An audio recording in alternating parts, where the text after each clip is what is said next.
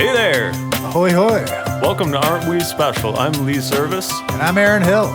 Every week on Aren't We Special, we take turns choosing a stand-up special. We watch it, and then we talk about it. Yeah, but it's not a review. We're not Nope. critics. We're comics. Talking about stand-up comedy. Stand-up comedy, my favorite art form. Not mine, but we're still here. Close second. Close second. All right. Enjoy the show. I enjoy interpretive dance. All right, what's up, dude? What's cracking? What's going on? This is Aren't We Special, and we're back for another episode. That's what we do. We always come back. We always come back, even if you don't want us to. We're here for you. Something I noticed listening to previous episodes is that when I swallow water, or could you notice that too? Well, it's because we got the laughs, and that's right on the throat. Right on the gulper. Yeah. So. I know the first time I was editing that clip, and I was like, what the hell is that squishy sound? Yeah. And I watched it, it's you taking a sip of water. It sounds like you're inside someone's body while they're swallowing. It's pretty intense. It's pretty intense. So I'm going to be aware of that while I'm chugging coffee this morning and try and tone down those swallows a little bit. It adds to it. It puts the theater of their mind, Lee. You know? Yeah, I guess so. Maybe some people are into it. Yeah, that's ASMR kind of shit. Yeah, weirdos. Weirdo. So it's a beautiful day here in North Gore, and we're in the shed.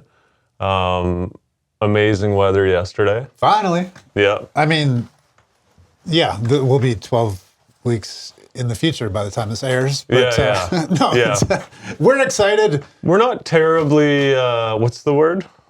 Topical? No, not top. Well, sort of. Yeah. See, the problem is with podcasts, it's all about consistency. Yes. So what we wanted to do was get like 12 eps in the bank so that should life happen as it tends to do, we would have those episodes to fall back on. But the problem with that is we got this time delay. Yeah. So anything topical is going to be a little bit out of sync with the two fans that we have. Exactly. But we're consistent. We're consistent. Which you can't say that we're not consistent. Yes. So we're going to be dropping those new eps every week. Are they? Were they recorded within the last 2 weeks? Probably not. Well, it's probably the previous season. It's like retail. You got to plan a season in advance. Yeah. It's all good though. But yeah, so it's been nice. We've had some nice weather. Something funny kind of happened yesterday. I think I had a bad oyster. No. Yeah. Oh, I always hear horror stories, and I love oysters. Yeah, same. I'm not being scared off of it, but I hate to hear these stories. So I'm eating canned oysters from the dollar store. So that's rough. But I mean, that's in this economy, that's where I'm at. Okay. Like I'm going to Dollarama and I'm looking for lunch. Nice. Because if I can spend $3 on a bag of rice crackers and some oysters, then I'll do it. And I do like them, but I had smoked oysters from the dollar store 3 days in a row. And last night I got home and it was a beautiful day. The sun was shining. We had friends coming over for dinner. We had plans to have a fire in the backyard and hook up the movie projector and do an outdoor movie for the kids and all this stuff. And I'm feeling like I'm gonna die. Damn. And so my wife is making dinner and our friends are over and I'm like, I can't keep it together.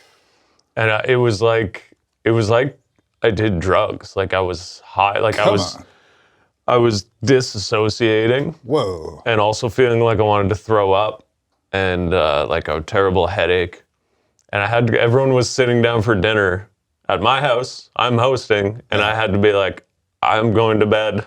Damn. But I managed to sleep it off. I went to bed for an hour. I woke up and I felt okay. Shit. I mean, depending on how the dinner party was going, that might be the best possible outcome. Yeah, sometimes you want to miss it, right? But no, that sucks. I know the feel. You want to be a good host. You want to set other people up to have a good time. Yeah. If you're just shitting blood and seeing rainbows, it's no good. Oh, I didn't. I managed to not shit blood or throw up. So nice. I didn't start the timer. But yeah, it was a wacky feel. I've never felt like that before. Now, I didn't realize you could get sick from smoked oysters. I always thought it was the fresh ones you had to be wary of. Maybe. And I'm not entirely sure that it was the oyster. Yeah. But I'm just assuming. Maybe it was just 3 days of, because I'm assuming the dollar store oysters aren't the. No, they're expired or something. There's something wonky. Yeah. They don't just do that for no reason. Yeah. They fell off a truck or some fucking There's thing. something up with them. Yeah. But man, they're good. A bit of cream cheese on a cracker. Oh, no, I'm all about it. An oyster. And I like the sardines. I'm all about the sardines. Yeah, which have a similar vibe to an oyster. Yeah. People get grossed out when you eat stuff like that, though. You know what? It's so healthy though, and I love it. I love the smoke flavor. Yeah. And again, just like a piece of rye bread or a cracker, it's fucking perfection. And I'm at the point in my life where I don't care anymore. Like when I was younger, I'd be like, oh, I'm not going to eat that because people in the lunchroom are going to think I'm gross or whatever. That's one thing that's nice about getting older and being in your 40s. Like, you give a shit. Do your thing. I'm like, I don't really care. If I want to eat oysters, That's right. I'm gonna eat oysters. Yeah. Now, sardines produce a smell that can be tracked for fucking miles away. Like, I had a buddy who he's got a bee farm, and I guess bears obviously are a problem with a bee farm. You know, they'll come in for the honey. So to ward off the bears, what they do is they'll put an old sardine can on an electric fence. Oh. And so the bears smell the sardines and come in and get zapped on the nose. And then they stay away.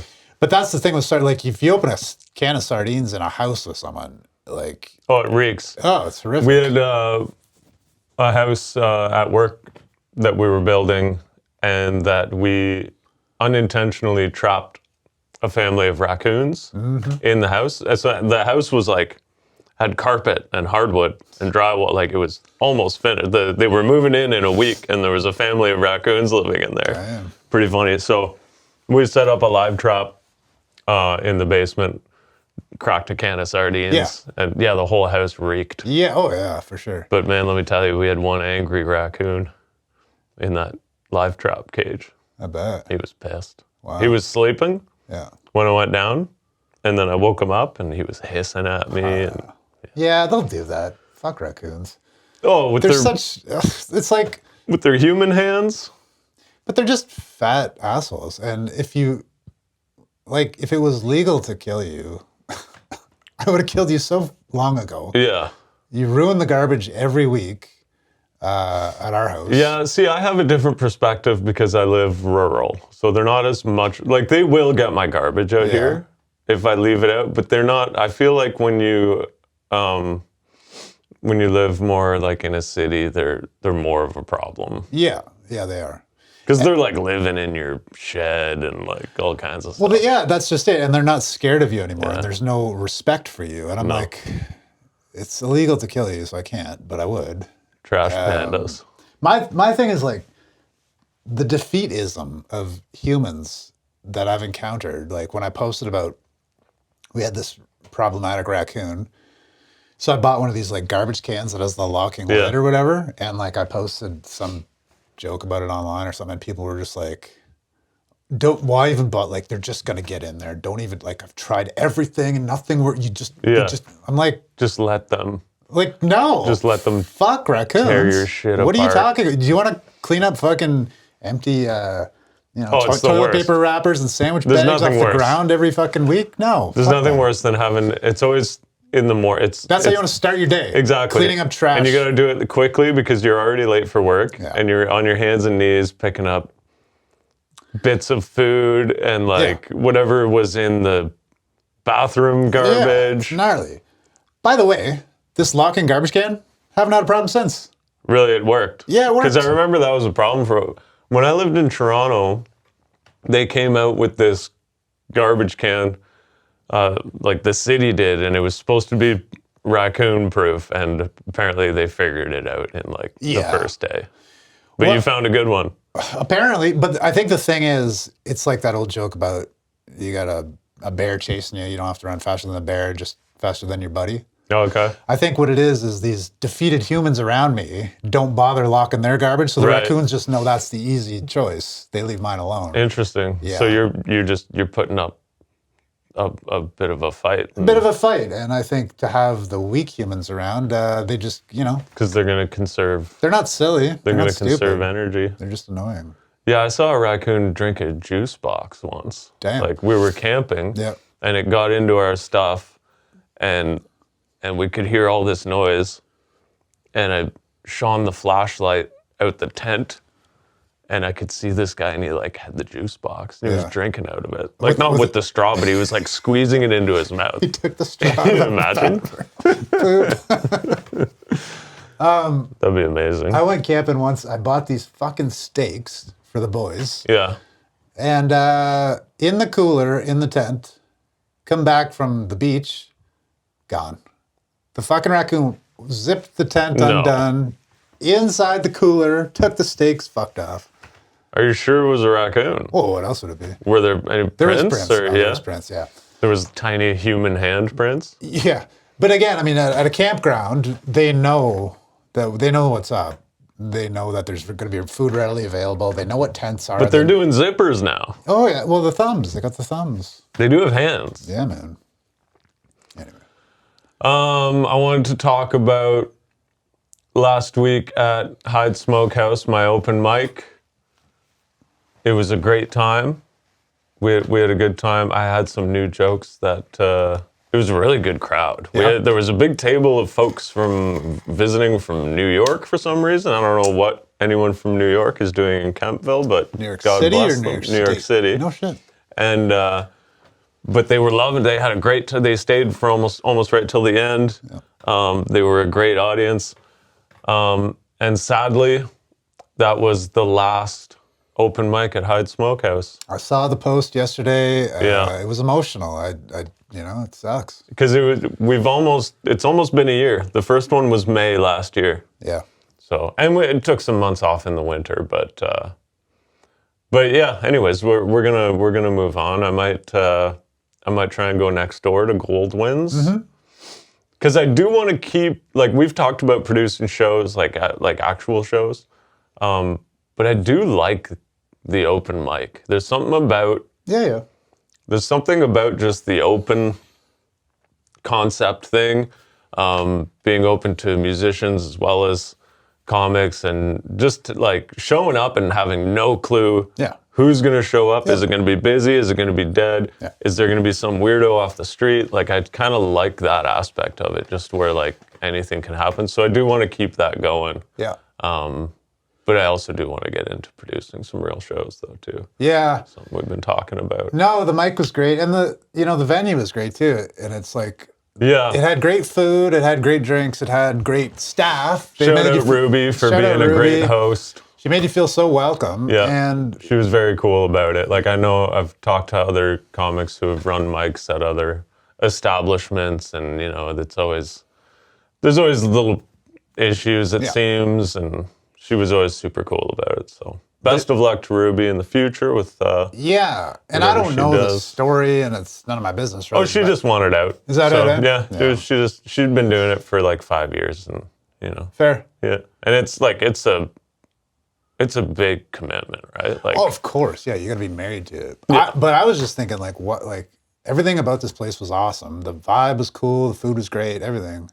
I'm like, they can't make it work. It just feels, and I don't know if they could or not, whatever, and it's none of my business, but it's just like, it always seems like these places close down, Meow also, new ownership. Oh, okay. So so that's what it is. Yeah. The mic may or may not continue. I mean, like not to bring down the pod, but you've been to the grocery store lately. Oh, of course. Holy smokes. They're at the gas and the groceries. I couldn't imagine trying to run a business right now. It's crazy. But it is sad because, like, especially, like, it's nice to go out to a nice place to eat and have a beer.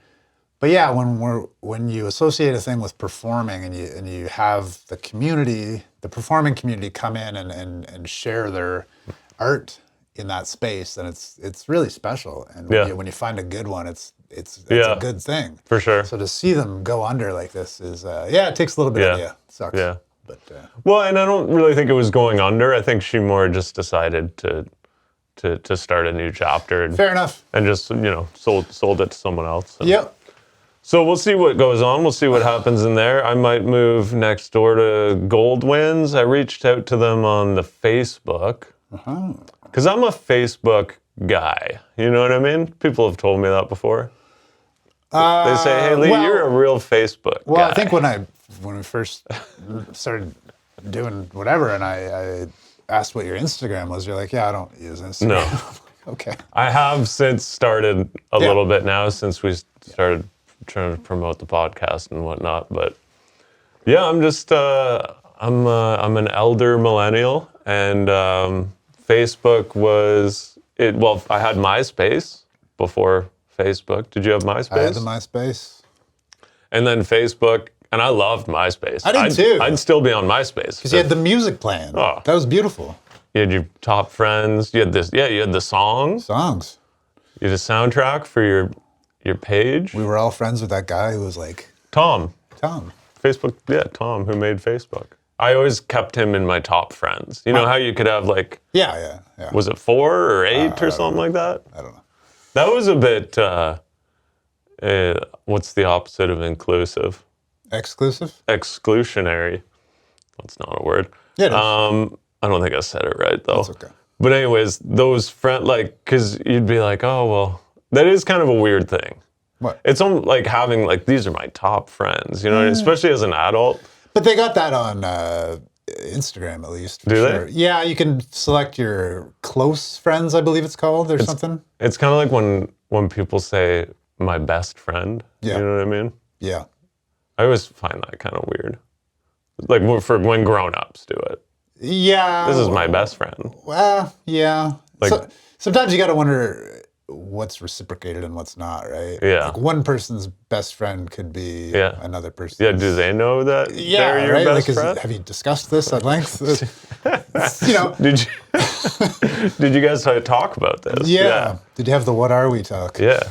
Because is that even best friends?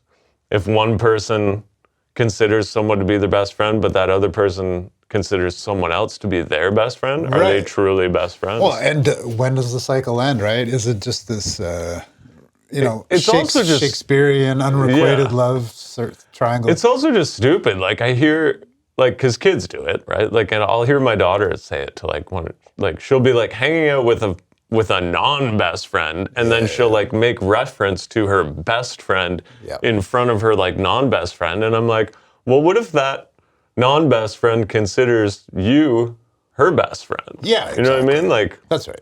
We should stop with the whole best friend thing, I think. I think as a kid it kind of makes sense, but yeah, as you grow up, it's like, yeah, well, whatever. I don't know. We're all just out here. We're just trying to make sense of this crazy. We're on a rock flying through space and time. We just got deep, bro. We don't even know why we're here. It's true. So it's good to have a best friend. Yeah. If only I could find one who considers me also their best friend. Looking for best friends. Write in if you know anybody. Hit us up in the comments if you're looking for a bestie. One thing before we get into it, I wanted to talk about, because, I had some silly, you ever write down some silly stuff? Every day. Joke ideas that you'd think, like, I'm probably not even going to try these, but I'm going to write it down anyways. Those are the only things to write. But then you do try them and they kill? Yeah. That happened to me on Wednesday at the last open mic at Hyde. I had just had this, like, silly stuff. It was, like, hacky, like, dick jokes and, like, I look like jokes, you know? Yeah. But it was just killing, and I was like, why don't I do more of this? Like they're loving it, you know? Yeah.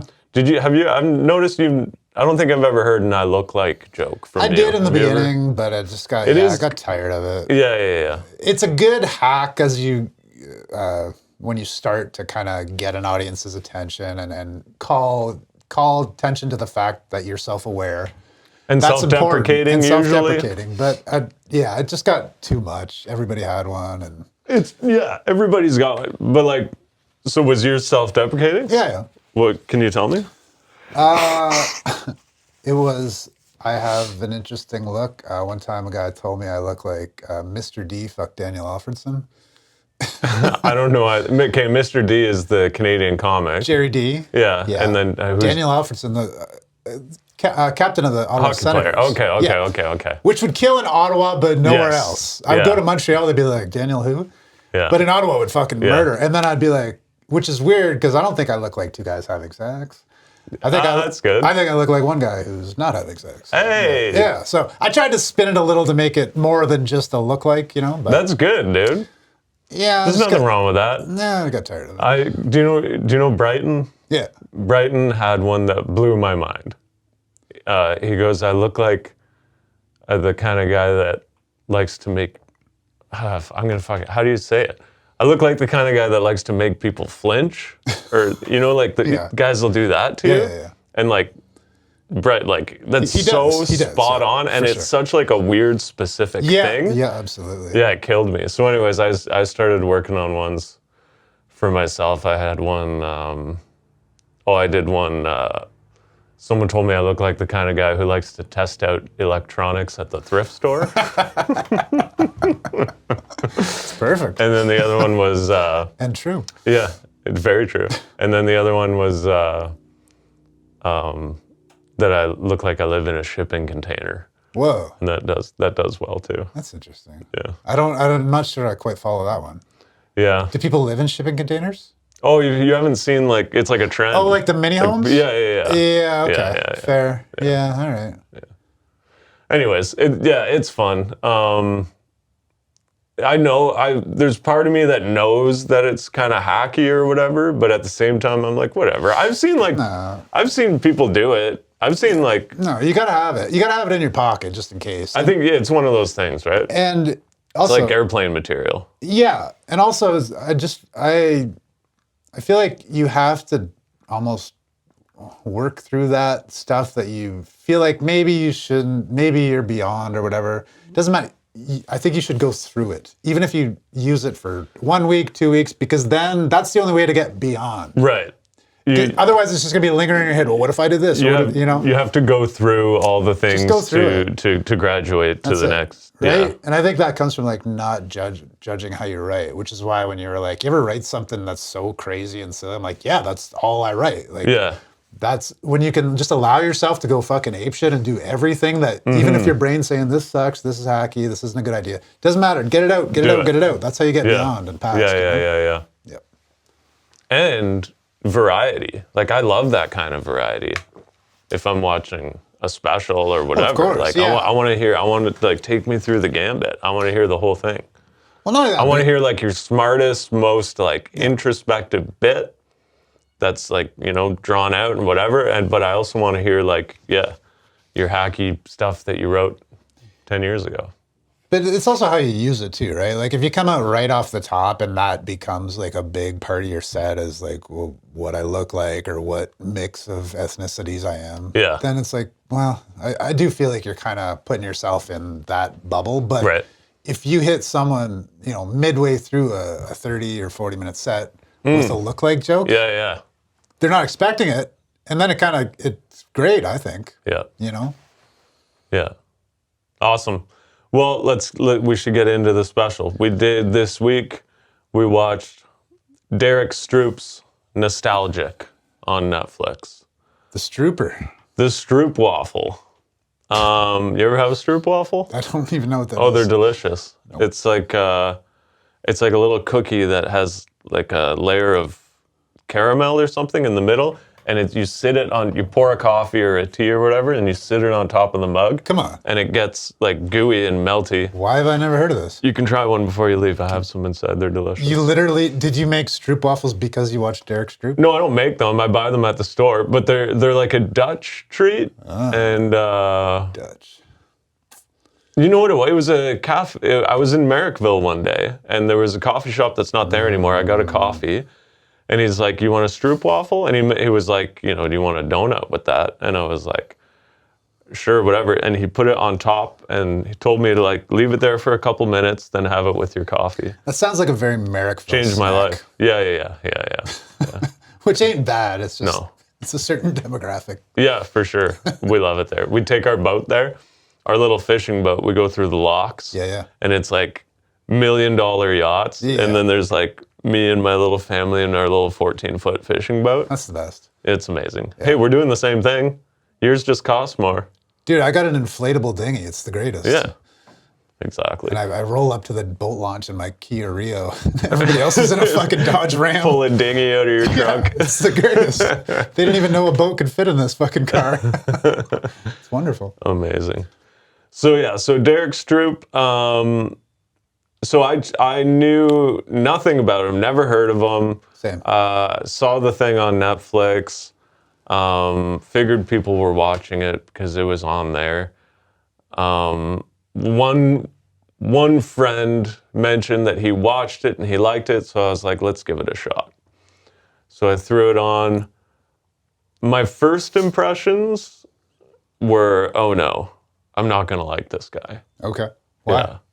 I just didn't really find anything that interesting about him. Like how far in are we talking? Like first 2 minutes, first 5 minutes, first 10 minutes? He didn't really get me until about halfway. Yeah. Yeah. Okay. About halfway. Because he starts out and he's kind of introducing himself, and the tone is very much country boy living in a big city, right? Yeah. Because he's from the South. Yep. But he's living in New York because he's like a regular at the Cellar or whatever. Mm-hmm. Is it the Cellar that's in New York? Yeah. Yeah. Stores in LA, the Cellar's in New York. Mm-hmm. And he's pretty ranty. I noticed he's very like quick, like he's very it's like, but my wife actually was in the kitchen and I had the volume up pretty high and she was like hating it. She's like, you got to turn this down. Like, because it was very ranty, very, ranty is the best I can come up with. All right. But I don't know, I almost got the vibe like this guy is like an annoyed Nate Bargatze kind of a thing. Yeah. Yeah. He definitely talked a lot about food too. He was very big on food.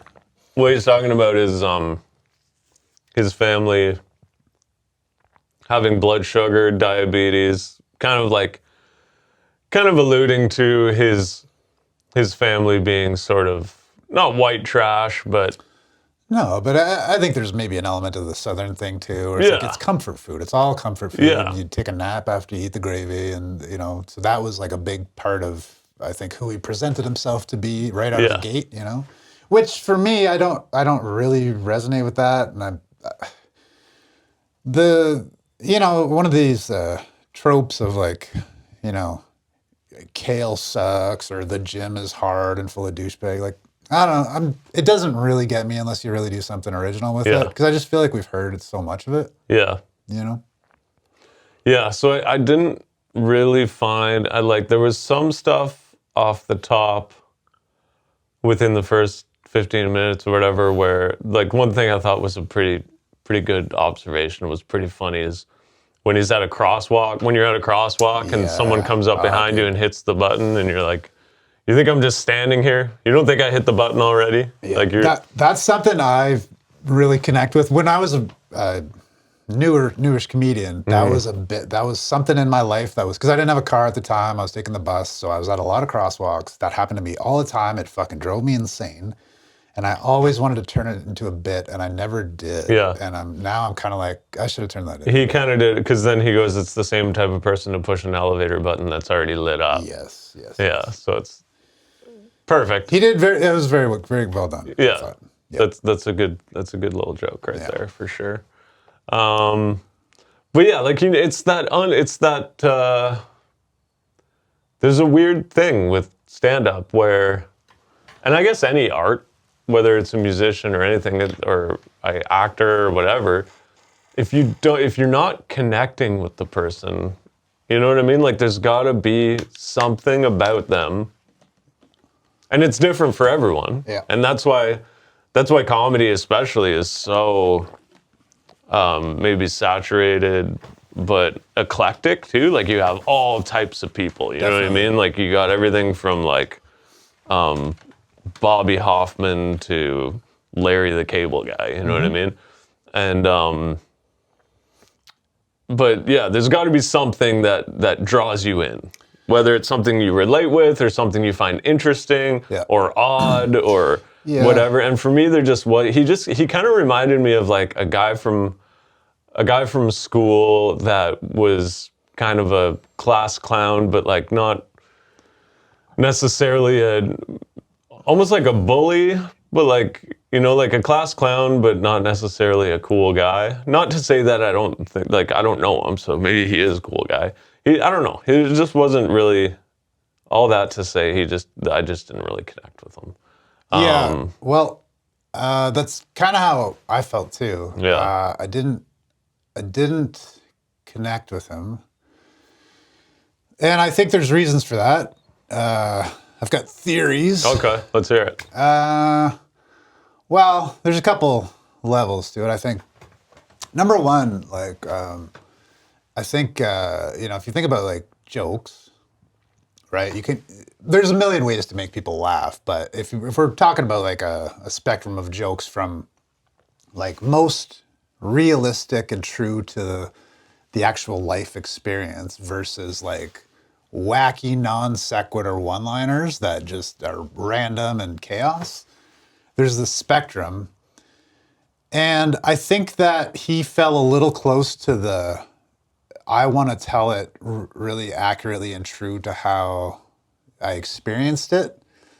And I felt like, like the punchlines I felt were never really that far from where it started. Right. They weren't bad, but they didn't take like a big leap of faith, I thought. Yeah. You know what I mean? Not to say that every joke has to end with, three clowns, whatever, punching you in the face. But I just, there wasn't enough of a leap for me. And but again, I think there's more to it than that. So you think, sorry, just so I understand, you think like a lot of his bits that he's recounting true things from his past, but he's sticking to the script so closely that he's not really grabbing you with anything because maybe the name of the game is that is the name of the game, right? Nostalgia. It's to take that. Well, I want to talk about the whole theme of the thing too, because I actually think it's such a strong theme. But yeah, I get what you're saying. You take something from real life. Yeah. I think best case scenario for a joke that really knocks people on their ass is it's based in reality, but you're able to tweak it in a way that makes it wild. Yeah. And you know what I mean? Because I've heard someone describe jokes as like infractions of truth, right? Like you're saying something that is sort of wrong in a way, a lot of the times. Not all jokes, but like a lot of jokes are like, they're these little, you're twisting the knobs to change things, like to make things kind of skewed and so I see what you're saying, and I think I got that vibe from him too, is like he's just kind of telling mildly entertaining stories about his life. Yeah, that's how I felt. And like, obviously there's a matter of taste that's involved. Like I think some people probably like a little bit more true to life or storytelling kind of comics, right? And then some people like just like wacky one-liners where you can't predict. Like where you end up will be completely disassociated from where you began. And you don't even remember how you got here based on the premise, but you don't care because you're laughing, right? And I tend to like closer to that, I like that too. Yeah. But I think that... Unless it's like an amazing story. Well, of course. Yeah. I mean, and it doesn't have to be one or the other, but I'm just saying like in general, I like to zhuzh it up a little bit, you know what I mean? But a little stank on it. Here's my thing. I don't think Derrick Stroup gives a shit that we didn't connect with it. I don't think he cares one bit. I don't think Nate Bargatze cares if we don't connect with it one bit. Because I think they know exactly who their target demographic is, and I think they're connecting perfectly with that target demographic, and there's a ton of them, and I think they are willing to support their own. So I think Nate has opened a door to like this like Southern country boy comedy. Clean. That, if not overtly religious, then Christian undertones. Yeah, maybe. I didn't really get that from him necessarily. I got some tones. So what's interesting is because I heard Stroup on the one with Sam Morril. And Aren't we drunk? No. We might be drunk. We might be drunk. You mixed up our title with their title. Yeah, how about that? We might be special. Aren't I drunk right now? Aren't I drunk? It is 9:30 in the morning. Hey. Yeah, and so he was actually, apparently he was quite not clean. Okay. He kind of like went clean for this special. So that makes sense. Interesting. That, yeah.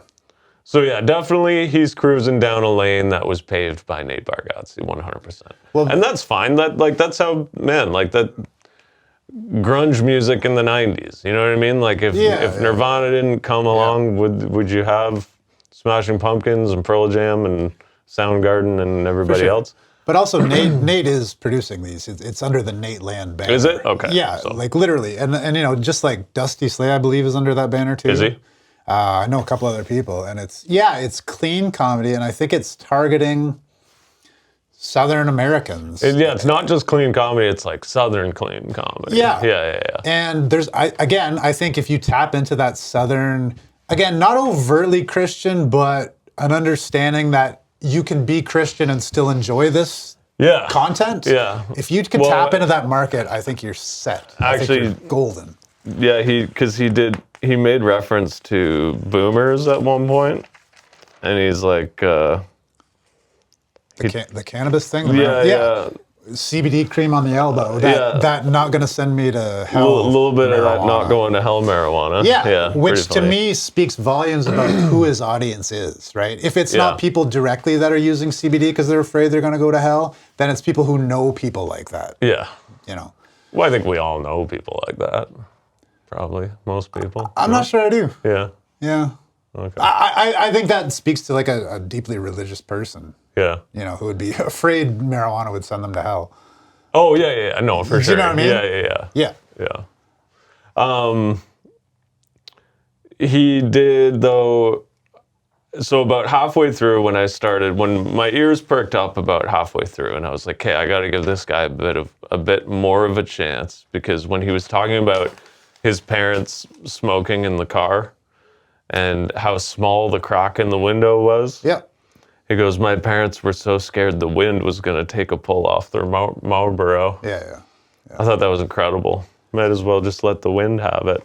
His whole bit about cigarettes was awesome. Yeah. Really enjoyable. And then did you notice also that for the first half hour, he was like lightning speed, like almost like foaming at the mouth. Like he was not stopping for air. I actually wrote down like relentless pace. Mm-hmm. He needs to chill out, Yeah. But then around that halfway mark, when he did the crack in the window joke, he slowed right down. Yeah. And like his pacing and everything for the second half of the special was so much better. And I wonder if that was intentional. Did he know that he had a bunch of shit that he wanted to rip through and off the top and then slow it down for the second half?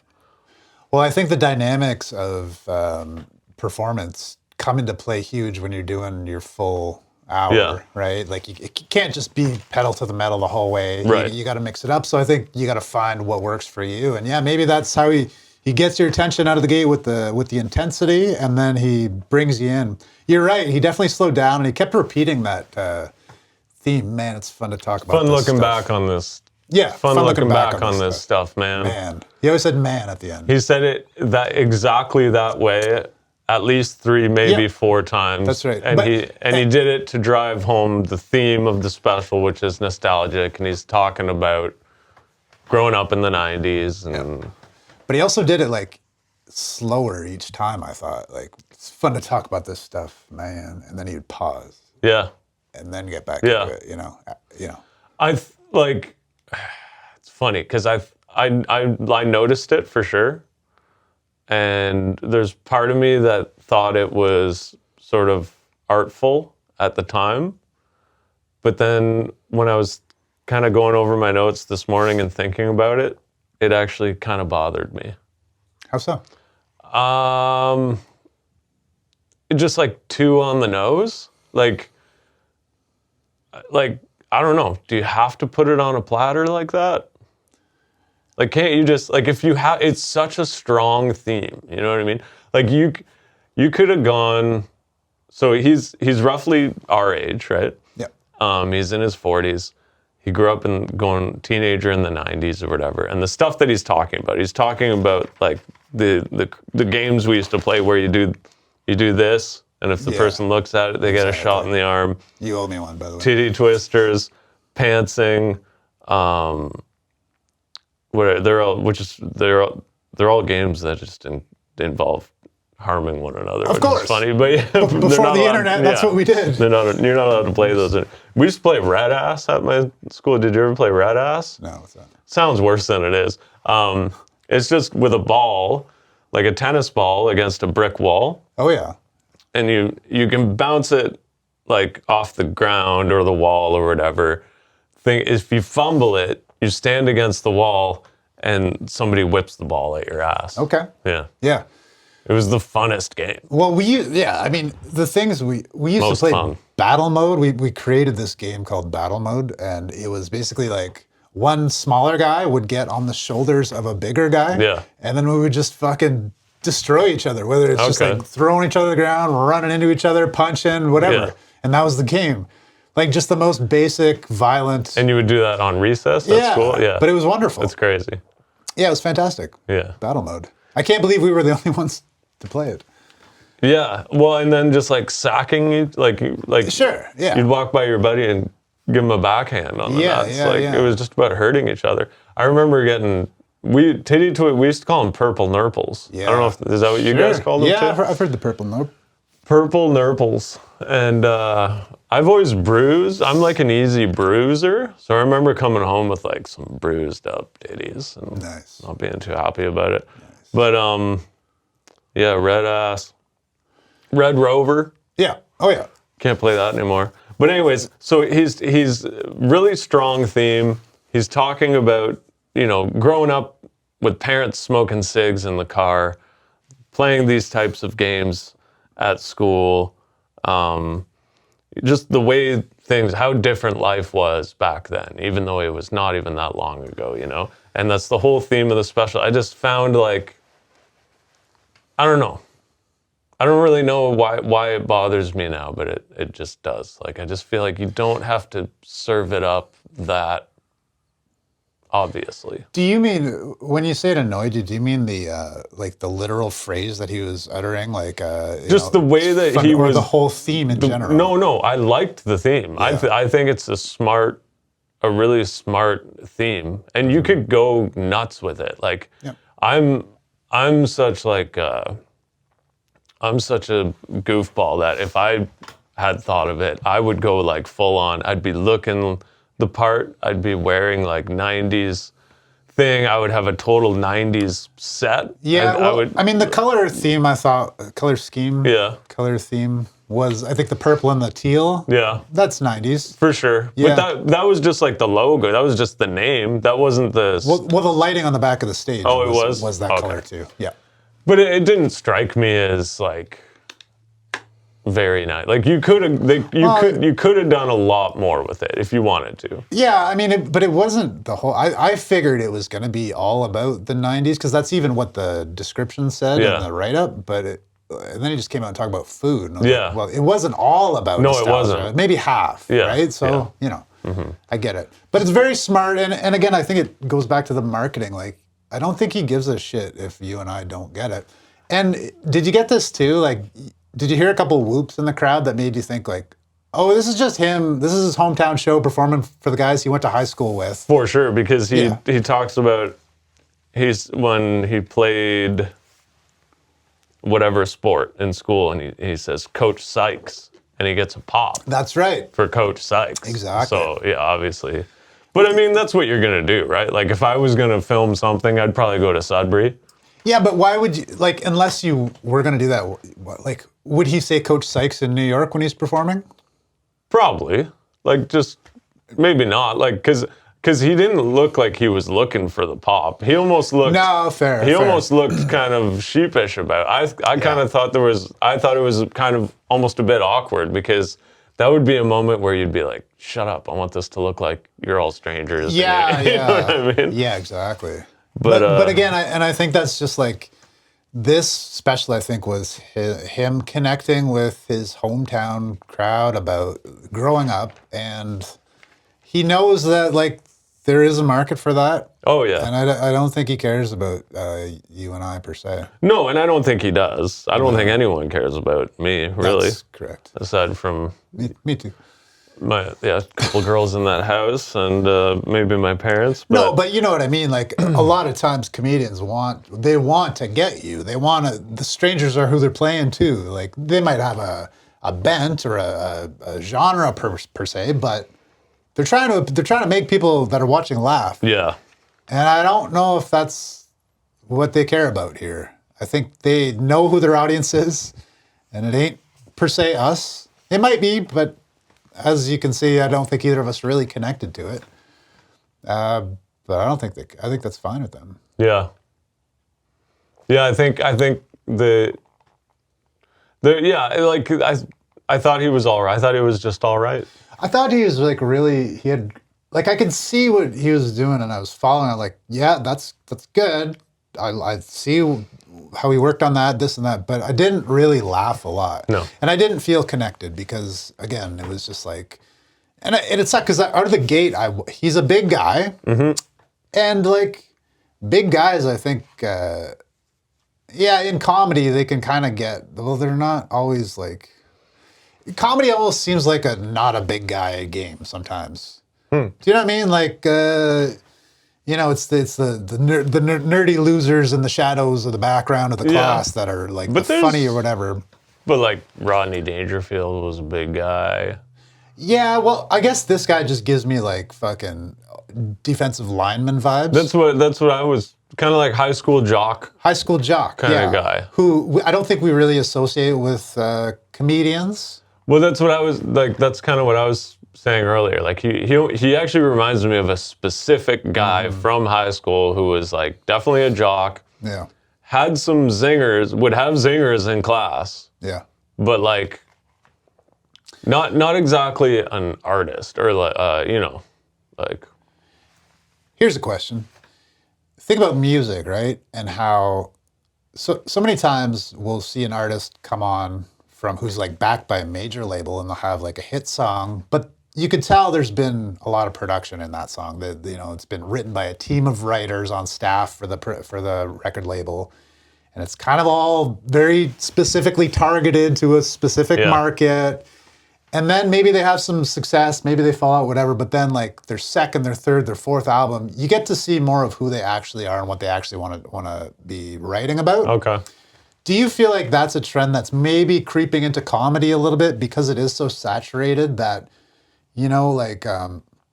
Maybe the targets are getting narrower, and maybe it's like Derrick's on board with this and he fits the mold, but I think he has a lot more to say than he did on the special. Does that make sense? Yeah. Yeah. So, well, and if it's a Nate Land production, there are benchmarks that have to be hit. It's going to have to be pretty clean, I think. Yeah. Yeah. Yep. I think if Nate's going to put his name on it, he wants it to be pretty clean. That's exactly right. Yeah. So they know, and so yeah, it's like it's very, I think safe is the word. It's like. Yeah, I thought about that and I was like, I know what you're saying. I don't know if safe is the word, but I get what you mean. Yeah. I didn't feel like he took a lot of like chances, and even with the punchlines, right? Like again, I like a punchline that takes me completely to where I couldn't have predicted it from the setup. But pretty much every one of his punchlines, they were good, but they fell right in line with the setups. Like there was no curveballs really. You know what I mean? Yeah. And I feel like you could almost apply that to the whole special. Like from the first 10 minutes, I was kind of like, okay, I think I have a feel for this guy. Yeah. Like I don't. Yeah. He's not gonna. I had the impression like he's not going to say anything that's going to blow my socks off. Like, well, the thing, okay, so getting back to like, you know, he's a big guy, and sometimes we don't think of comedians, like big guys as comedians. But that means to me, it's like, well, I want to hear what he has to say, because I don't think we have heard from a lot of, maybe he's got an interesting perspective. And when he came out and said, talking about being on the plane and the guy next to him on the laptop, and he's like, he says, I can't not say anything. It's so hard for me to not do something. I'm like, oh shit, here we go. This guy's going to go off. He's going to get into some material about like some kind of like, you know, speculative fiction about fucking ringing this guy's, or whatever it is, or how he's going to rectify the situation. But it never got to that. It was like, he's like, I want to push it closed, and then he just moved on. You know? I thought his...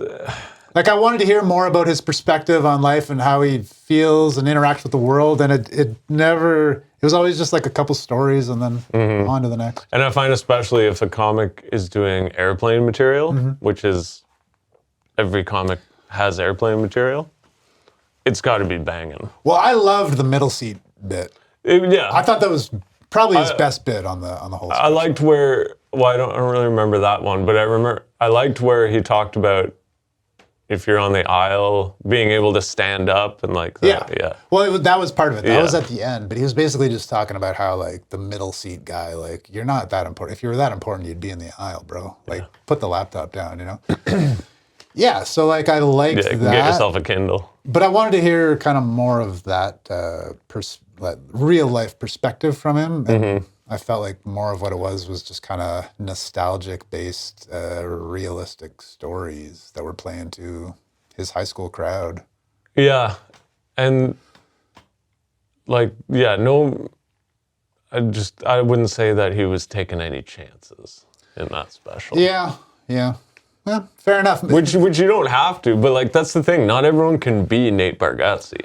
Like Nate Bargatze is, for whatever reason, this super lovable guy that most people connect with, even though he has this southern drawl and everything like that. And you know what I mean? Like there's obviously a reason he's like #1 right now. But that's not for everybody. Like that's his personality. That's his angle, right? If you're Derrick Stroup or Aaron Hill or Lee Service, you have to do your own thing. You have, like, that's the whole name of the game, right? Is portraying yourself. What's unique about you and the way you see things and the way you interact with the world, and that should come through in your joke writing, I think. But I leave room for the fact that there's a bigger picture at play, which is that maybe to get noticed to start safe. No, maybe to get noticed in this saturated market, you have to. Everybody's got to play the game per se to a certain degree, and maybe his game is a longer game than you and I. That's why, like, and even this happens all the time when I'll bring my girl or a friend to see a comedian, and it'll be someone I've seen 100, 200, 400 times, and they'll see their set and they'll make an instant judgment about them, and I'll be like, I understand why you said that, but you have no idea what you're even talking about. There's such a bigger game going on. Like, this specific night was ABC. They were doing this set for this reason, preparing for that, whatever it is. It's almost like if you go to the gym and you see a guy doing whatever, 12 reps of 100 pounds, and you're like, 100 pounds, this fucking guy, pussy. You don't know, maybe he's coming off an injury. Maybe he's building up to next week when he increases the weight. There's so much more to the picture than you could ever just glean from one interface with the person.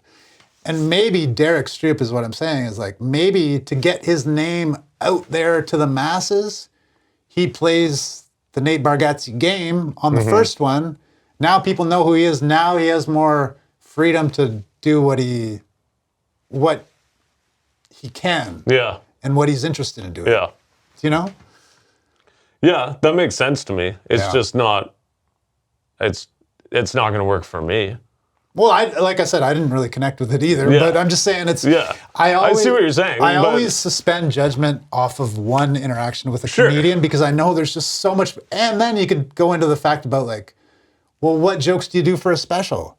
That's a whole huge thing too. I mean, most of the people, by the time they get a special, have at least twice the amount of material that they put on the special. Yeah. Well, so you're not getting a full representation of who they are as a comedian. Yeah. Right? Well, but it should just be your best material at the time. But I guess that's the thing with him is like, is he even a clean comic?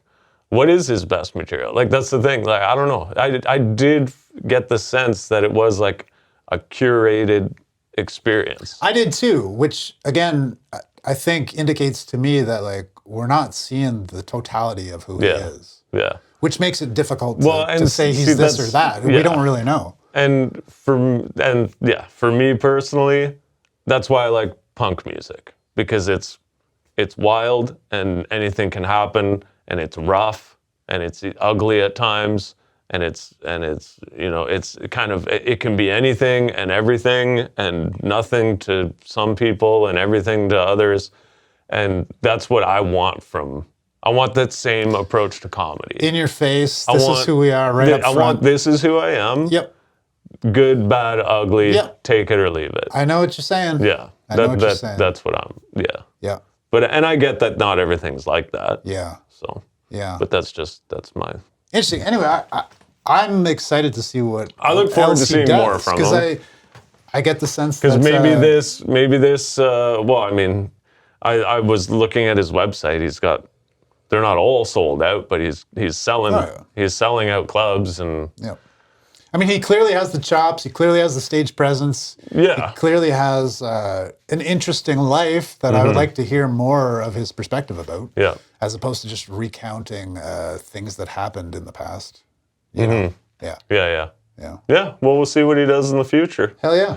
In the meantime, if you haven't tried Stroup waffles, get yourself some. They used to be at the grocery store all the time. Where did I find them recently? The Dutch Superstore? I wish we had one. Yeah, the Dutch. I've been thinking about the Dutch a lot lately. Have you? Yeah. And?